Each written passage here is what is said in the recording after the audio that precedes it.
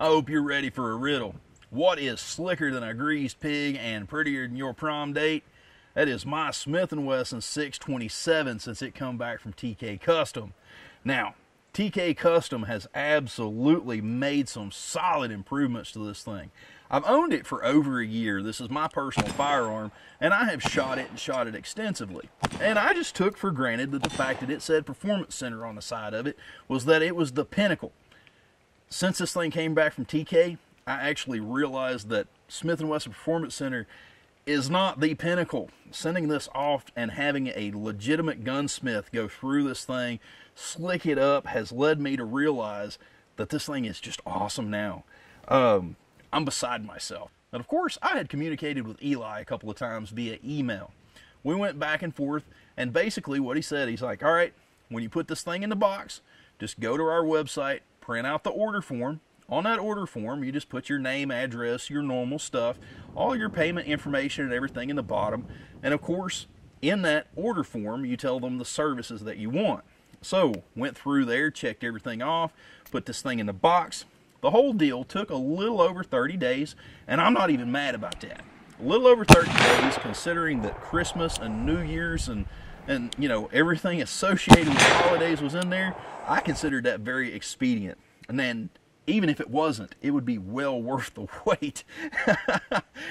You know, even if I'd waited 90 days on this thing, it probably would have been pretty excruciating. But man, when you get it in your hand, it is so rewarding. But now, let's go over, check this thing out. I'm going to compare this with the 327 that I have already had, and let you get a really good look at this and all of the work that they've done.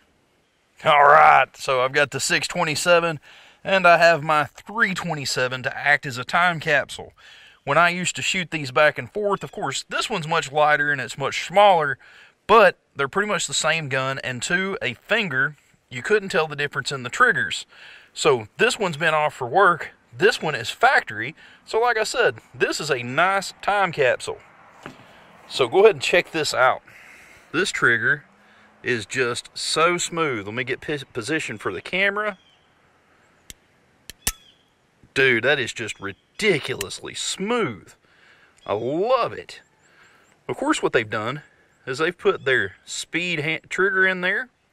That speed trigger is the polished speed trigger. Of course, they've put their diamond speed hammer in there, and that speed hammer, the spur is gone, if you'll notice. You know, this one went to them with a spur, and it comes back without a spur, and that's because it is converted to double action only, which I hadn't been thumbing this one back much at all anyway. I just don't like to shoot in single action, so double action works for me perfectly. So let me pull this trigger again. Ridiculously smooth. Now, as for this one, that one feels like poo. I hate it.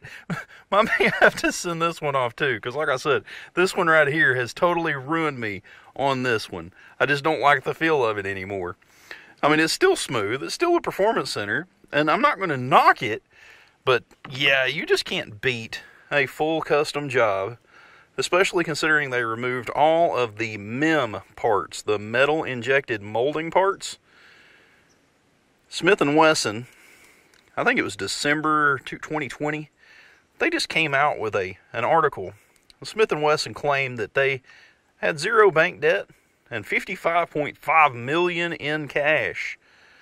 And they have done that by putting these MEM parts in there. Metal injected molding parts are much cheaper. And so what they've done is they've still giving you a somewhat quality product, but they're shortchanging you. So TK Custom, by taking all those MIM parts out, they had given me all of them in a plastic baggie. And they gave me something that can be fitted and has much better tolerances and bearing surfaces and all that good stuff. And dadgummit, is it slick. But not also did they do the trigger job. They've put this extended cylinder release on there, which I like that, like a big old gas pedal. Let's drop that thing open. Now, if you'll look closely, let me see if I can zoom in here. See that shiny part right there? These chamfers. Like I said, I have a time capsule here. Notice that only the inside of this is chamfered, but the outside is not chamfered. And that's because TK has chamfered these. That way when you go to drop your moon clips in, let me see if I can do this from behind the camera. Hopefully this drops smoothly. Just like that. Dadgummit. That fell right in. So now, 327, like I said, this one hasn't been done.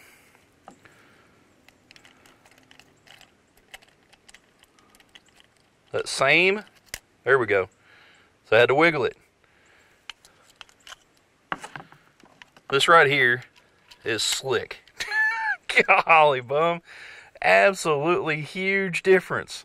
Like I said, I'm glad that I've got that one as a time capsule, because this one just shows the drastic changes that TK has made to this 627. This thing is literally my grail gun now. I'm tickled with this.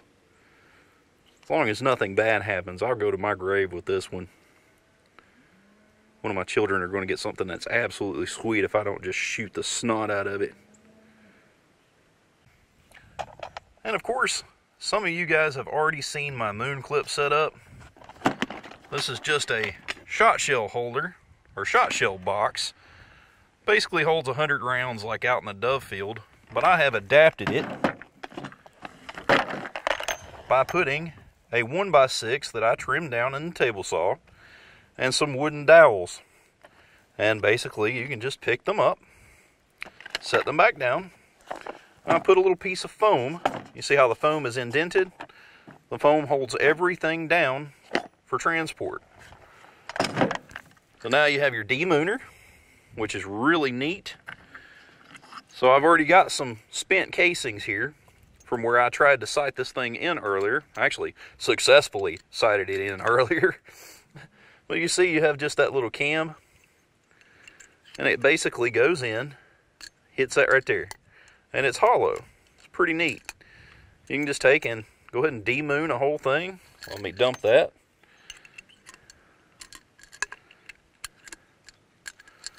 So now, those are ready for reloading, and our moon clip is ready for reloading. So what we've got here is a really neat loading tool. Now you just lay that down, and right here it says cartridge. Just clip that dude right in. Make sure it's lined up. Pow. It's harder to do up in the air. Let me go ahead and lay this down. That way I can rock and roll, shut my mouth, and get back to enjoying my day.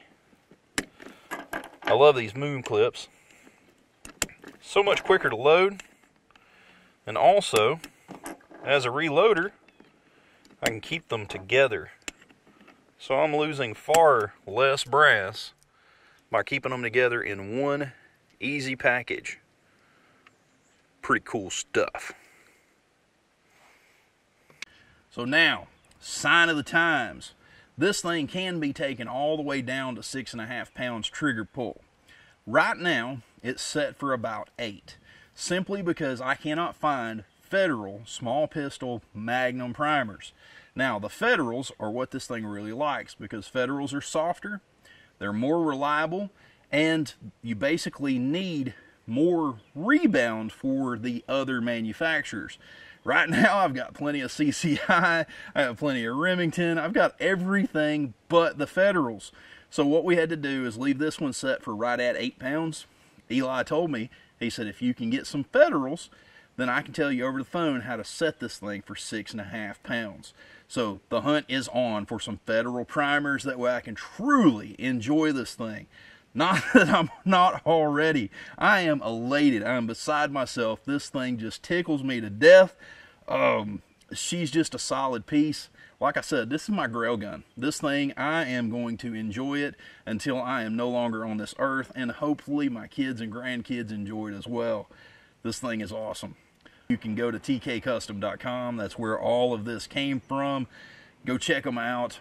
I'm not going to put any pricing or anything on here right now because this video may be up for, let's say, 6 years and pricing changes. That's the way things go. So I'll refer you to their website if you have any questions. So I hope you've enjoyed the video. If you have, please consider subscribing. If not, just leave a thumbs up and a good comment, because I usually try to reply to every comment that I can. Sometimes more comments come than I can handle, but I still try to reply to each one. But anyway, just a simple thumbs up and a comment goes a dang long way with the algorithm. Also, you might check out my Patreon account. I've been using that money lately to help with expenses for the channel, and man, every little bit helps. And also, I hope you guys have a wonderful day. We'll see you next video. I love you.